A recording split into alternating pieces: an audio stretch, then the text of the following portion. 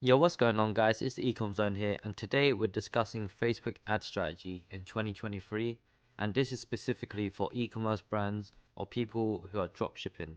And today we're just going to keep it simple. We're going to talk about the top of the funnel campaigns. Now, before I get into this video, you're probably wondering who the hell is this guy and why should I trust whatever he says?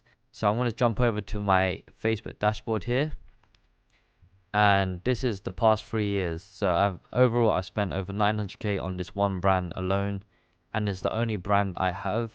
And this is one reason why I dislike one product stores, because they're very unreliable and unsustainable. Like, it won't last you for 3 years. This store is gonna like peak and then it's gonna die off, and then you have to create another store. It'll peak, die off. It is not a healthy cycle to have. I rather build niche stores. I always promote niche stores. So yeah, this is basically all the campaigns I've been running. There's a fair bit over my lifetime. So yeah, going back to my slideshow. First things first, before running meta ads, do not run ads unless you have more than $1,000 in capital. Like, I'm being serious, guys. Do not try to get into dropshipping if you have like 300 in the bank and you're like, oh my god, I should get into dropshipping. Like, it's not that easy anymore. It's actually tough and it's hard work. Next is, do not expect sales in the first 3 days of running your ads, because it takes time for Facebook to learn and optimize. 3 is, do not run ads if your store is not ready. 4, make sure to have your pixel connected to your Shopify store. And make sure to have your Facebook account connected to your Shopify store and with CAPI on, which is this setting here. 6 is setting up multiple admins and backup account managers in your Facebook Business Manager. The reason for this is, if you get locked out on one of your admin accounts, you have other admin accounts to log in and speak to the support team to unblock that account. 7, meta ads are a lot more difficult compared to previous years. I'm not gonna lie, guys, this year meta ads have been crazy. Like, they are very difficult to run. They're always making changes. There's always new policies that they have to follow. The iOS 14 update ruined ads for everyone. 8, the best time to run ads is October, November and December. This is when people are in the buying mood. Black Friday is coming up, Christmas is coming up, everyone is buying. So make sure you set up your store before then and get your ads ready. 9, never mix different ad formats in an ad set. So when you create a campaign and you create an ad set, do not put a video ad, an image ad and a carousel ad in one ad set. Literally, one of them is going to eat all the money and the other two won't get enough budget assigned to them to test. And that's why I always split the ad formats. 10, always optimize for sales and purchase if you're running e-commerce store. That's just a general rule. Otherwise, you're just going to waste money. 11, adjust your columns so you can analyze your data. So the first one is campaign, delivery, impression, CPM, CP, cost per click, click-through rate, add to cart, checkout initiated, purchase, cost per result, budget, amount spent, ROAS, purchase, conversion value, and if you have video ads, then you can add your video ad settings. So today we're going to go through 2 campaign structures, and this being one of them. You set up a campaign, you can give it any name. For me personally, it's top of the funnel hyphen your product category. Let's just say you sell pet beds, then it'll be pet beds. Objective is set on sales, advantage campaign budget on. Campaign budget is $50 a day. For me, I do $100 per day and sometimes even to $200. Campaign bid strategy, highest volume of value. These are pretty much all default, you just have to change the campaign budget. You're going to create 4 ad sets inside this campaign now. You're going to have your attribution set in 7-day click, 1-day view, conversion event purchase. You're going to plug in your pixel, make sure it's connected. Your minimum charge per ad set is going to be $5. This way it forces your campaign to spend at least $5 per ad set. Location. You're going to target USA, UK, Canada, Australia, France, Germany, Spain, Italy and New Zealand. And the reason for this is because you don't want to target worldwide, like random countries like Brazil, Mexico, India. Any of those countries you don't want to target to. Make sure your suppliers ship to these countries as well. Next, leave age and gender as default, no targeting, and placements as default. So how I arrange my ad sets. Let's say the first one is to US and UK. Next one could be to Canada, US, Australia. Next one is to the whole of Europe plus UK. And the last one, you could do interest targeting.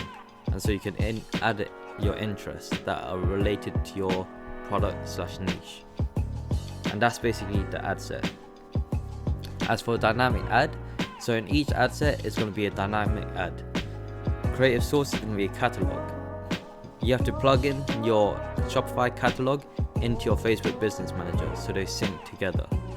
Once that's synced, Facebook will pick up your Shopify catalog and know all the items you have on your Shopify store. Format, you're going to leave it as carousel. Catalog, you're going to select your Shopify product catalog. Product set, choose your product category. So let's just say you created 5 different sets of pet beds, pet collars, pet toys. Let's just say there's 3, and so you select one of them. Creative option, single image and slideshow works, so either one.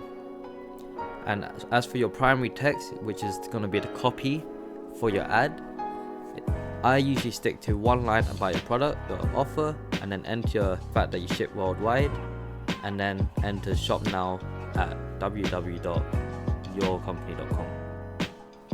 And then call to action, shop now, and make sure you plug in the links. Now for me, the link should either go to your product category page for, like, let's say pet beds, or one of your pet beds. And that's the first campaign structure. The next one is quite similar actually. You still got one campaign with 4 ad sets. However, let's say you have 2 made, you'll plug 2 of them into one ad set. If you have 3 or 4 made, you plug all 4 of them into your first ad set. You manual upload, format single or video, you upload your video and then your primary text, whatever that may be. And then your call to action, shop now. Each video should have a different hook to test what keeps your viewers' attention for longest. And each ad can also test a different ad copy. So in ad set 2, it will just be a duplicate of ad set 1 with your 2 videos, and just with a different copy, same with ad set 3 and ad set 4. If you want to test dynamic carousel ads, then you plug it in to here. So this is an example when you set up your campaign settings. Auction, sales, ignore, leave this on CBO, and you set your budget to £100. Ad set settings. Switch this off, just dynamic creative, minimum £5 a day. Usually you set your start date for next day at 0000. As for the audience, you leave custom audience, you set your locations. Age, you leave it as default, and detailed targeting are left as nothing for now. And this is essentially going broad. You're literally just choosing your countries and that's it. So moving on to the ad setting, select the catalog over here, then select carousel format. The reason why we're doing this is because we want to give Facebook control over the ads. Literally, dynamic ads have been working the best for me, broad and dynamic. And then you give them your product catalog and they'll find winners. And they'll push out products that sell, and once it stops selling, it will switch out the product for a new one. And you don't even have to touch the ad. It can literally run forever. So the ad creative, the catalog is Shopify product catalog, which is whatever you named yours. The product set, of course, here will be like the pet beds, multiple products, single image or slideshow, either one works. And then here you leave your primary text in and you press shop now. And it's that simple, guys. Like, you don't need to overcomplicate Facebook ads. If you have a good offer, a good landing page, a good user journey, you will make sales. And if you don't make sales, then you need to fix the leak in your funnel. So analyzing your data. Wait until 3 or 5 days before you even look at your campaigns. There's no point looking at it after 1 day. So the cost of your CPM should be less than $15. You see here for mine, it's £4. Cost per click should be less than $1. Mine is 19p. CTR all should be 2%. ROAS should be higher than your break-even point. So you need to work out what your break-even point to find out what your break-even ROAS is, and that's what your target is. Shopify dashboard. What you need to look out here is for your add to cart percentage, and it should be on average 4%. Next is initiate checkout. It should be around 2%. So around 50% of your customers who add to cart should be buying. Purchase percentage should be around 1%. These targets will vary depending on niche and time of year, and also how trendy your product is. So during Q4, these numbers are actually going to get bumped up. Everyone's in buying mood. Everything will probably get plus 1 or 2%. And that's basically it, guys. Like, running ads isn't actually that difficult. The only difficult part is making a good offer, making a good landing page, having the budget or capital to run ads. Thanks for watching. I hope you guys found it informative. Tell me how you guys are running your ads, what success you've seen. Hit the like and subscribe button. Peace. Yo guys, I also have an exciting news to announce to everyone. So once we hit 1,000 subscribers on this channel, I will be giving away a one-to-one consultation, and yeah, you basically get to talk to me on one-on-one, and I help you with your store, your ads, or any questions that you have. Let's get to 1K.